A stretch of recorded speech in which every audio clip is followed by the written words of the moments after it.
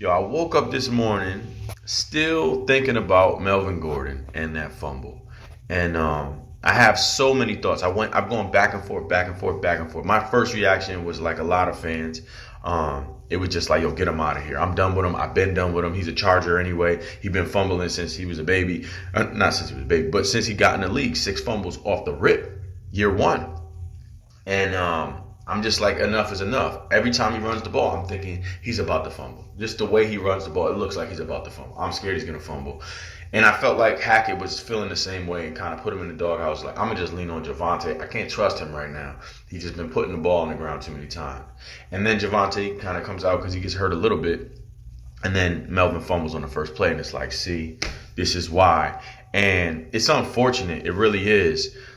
But my reaction, while I thought it was just a healthy reaction, the more I thought about it, I'm like, yo, it's really everything I'm saying I don't want fans to be. I'm at the game the other day, and I'm standing up on third downs, or a couple weeks ago. I'm screaming like, let's go, let's go, let's go. I'm just as frustrated on the inside that the offense is stagnant, that we're having delayed games. This is the Texans game. And the Bronco fans start booing. And then I get up here and I start talking about, man, we shouldn't be the type of fans that boo. It's important how we speak. And then fast forward 2 weeks, I'm up here speaking just like that, right? I'm like, get him out of here. I'm done with Melvin. He's trash. He's garbage. I'm doing the same exact thing. And I'm justifying it like, no. He had enough time to get it together. As fans, we deserve to, it's the same exact position that people had that were booing. So I understand them more today than I did the other day. But also, I realized that I don't think I was right for how I was responding. I did think I was right initially. Then I saw his press conference, a little clip from his press conference. I didn't see the whole thing till this morning, and I actually felt a little different after I watched it. But that little clip made me have a lot of compassion for him. I'm like, man, this guy really cares. He's working on it. I didn't know that. And piling on is not really helping, right? So then I started to lean towards, man, maybe we should just be rooting for his redemption. But then I went to sleep. I woke up this morning and I said, nah, man, we're talking about football. I'm not talking about him as a man. I wish him well. I want him to do well. But he's making millions of dollars, taking an opportunity from somebody else that could be in that position that might not fumble away that opportunity. We look at guys like the hometown kid, Philip Lindsay, who's never fumbled. 705 snaps, never fumbled, right? And we just shipped him off because I don't even know why, to be honest with you. And I'm not saying that he's this electric player that's tearing up the league. He's on the practice squad in Indy right now. He's had a number of opportunities and it hasn't panned out. So I don't know if keeping him was the right move either. I'm not saying that. That's not my point. But the point is there's people who, when given those opportunities, they don't fumble. They don't fumble their opportunities away. So I was thinking, somebody messaged me, man, I feel terrible how we're bashing on Melvin. That's not how I want to be. We got to give him another chance. And I said, yeah, I'm torn too. But you know what? At the end of the day, the man has gotten 1,000 opportunities. He's making millions to do this. This isn't about him as a person. He shouldn't be fumbling the ball over and over. And I felt like I was right in feeling that way. But then I heard Russell Wilson talking this morning, and I felt like, I got to rethink this whole thing, man. Look at the kind of leader this man is. I don't know if you guys saw his press conference. They asked him about the fumble, and he said, yeah, it's unfortunate. When it happened, I went over to him, and I told him, man, I still believe in you. He said, you're one of the best to ever play this game. Don't forget that. Don't forget that that's who you are. Don't forget that. He said, you think Walter Payton never fumbled? You think Adrian Peterson never fumbled? And when he said that, I was like, first of all, this dude, man, they ain't fumble like that. I'm thinking a lot of different things. I'm thinking, what a positive dude, first of all. But then I'm thinking, man, come on, man. The guy fumbled way too much. And then I felt like God said to me, how many times do you think Terrell Davis fumbled? Your favorite running back of all time. How many times do you think he fumbled per season? Why don't you look that up? And then the next thought I got was like, check on Jim Brown too. Most people think he's the best football player of all time. How many times do you think he fumbled? So I looked it up. Terrell Davis fumbled 20 times in his career. Played 7 years. Melvin's in his 8th year. He fumbled 25 times. Terrell Davis fixed it towards the end. He had 1, 2 his last 3 years. But he had 5 or 6. He had like 4 his best year ever.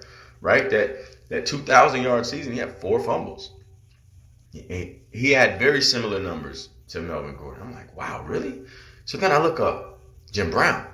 57 fumbles. He had a season he fumbled it 9 times. he kept getting opportunities. He kept fighting to prove that he was Jim Brown. So did Terrell Davis, and they're both Hall of Famers, right?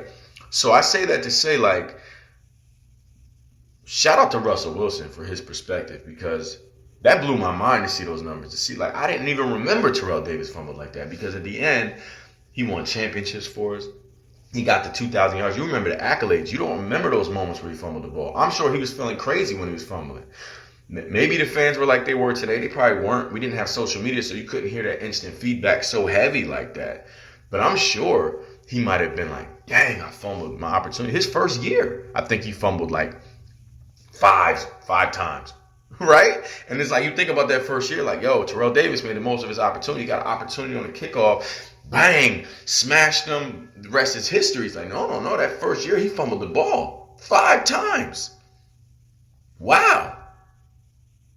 That made me rethink everything I'm thinking about Melvin Gordon. And today, if I was talking to Melvin Gordon, instead of telling him, you suck, instead of telling the front office, you'll get him out of here, I'm done with them, I would say, first of all, you're the best pass blocker we have on this team. Second of all, you're the best pass catcher, receiving running back we have on this team. You have the best hands. Third of all, you're very powerful. You have a nose for the end zone. Yes, you do have an issue with fumbling the ball. You've averaged a little under 4 fumbles per season your entire career. You've already got 4. Let's not get no more. Stop thinking, don't fumble. Start thinking, protect the ball. It's a subtle difference, but it's a big difference in your mind.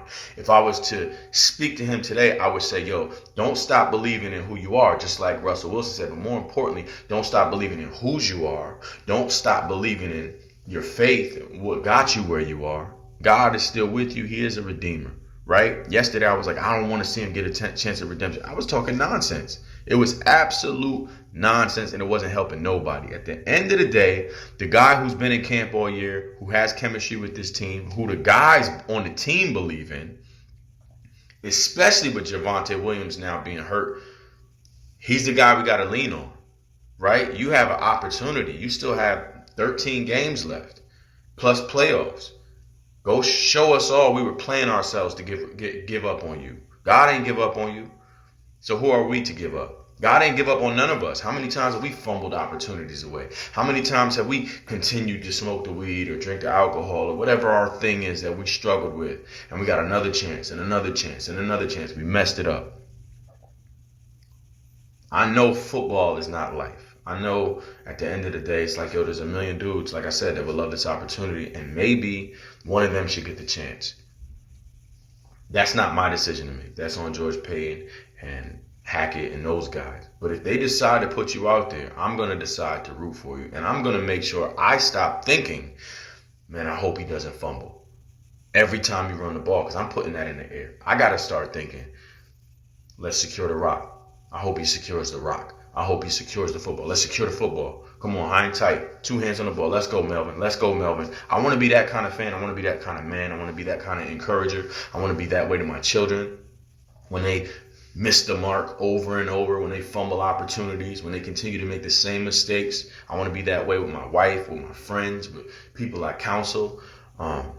That's just the kind of person I want to be. Shout out to Russell Wilson for reminding me of the kind of person I want to be, and just setting a standard around here in Broncos country that, like, yo, this is part of the learning, right? The journey is about who we become. If we win the Super Bowl, that's dope, but it's who we become in the process. We got to become the kind of team that can overcome these things. At the end of the day, that moment, that fumble, it was big. It cost us. It affected us. It certainly affected the outcome of the game, but it wasn't the only thing that affected the outcome of the game. We had an extra point get blocked, right? We had crazy penalties that third quarter. We had 3rd and 20, 3rd and 20, 3rd and 19. We were shooting ourselves in the foot, holding penalties and just silly penalties. There were a number of things that could have been fixed. There was drop passes, big drop passes, right? That wasn't the only thing that cost us that game. At the end of the day, we can lead that game and we can say, you know what, I'm encouraged. Our offense, there's something to build on there. And you know what? Melvin already has his 4 fumbles for this year. He's not going to get no more. I'm putting it in the air right now. If Melvin is still on this team, he's not getting no more. And I apologize for being that fan that's been bashing him, that's been calling for him to get his job taken, that's been giving up on him and when not giving him the grace to fix it, and after all the chances I've gotten to fix the things that I don't do well, who am I to do that? So shout out to Russell Wilson for being a much better leader than I've ever been. And I see why he's so successful. I see why people love him. But yeah, let's encourage Melvin. I can't speak for you. I'm going to encourage Melvin. You don't have to. You could still be calling for him to get his job taken.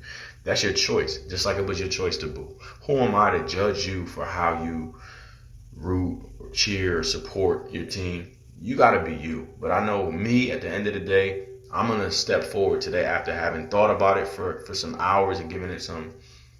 I'm going to root for him. Just like I did with DT when he was dropping passes. I'm going to keep encouraging. That's who I want to be.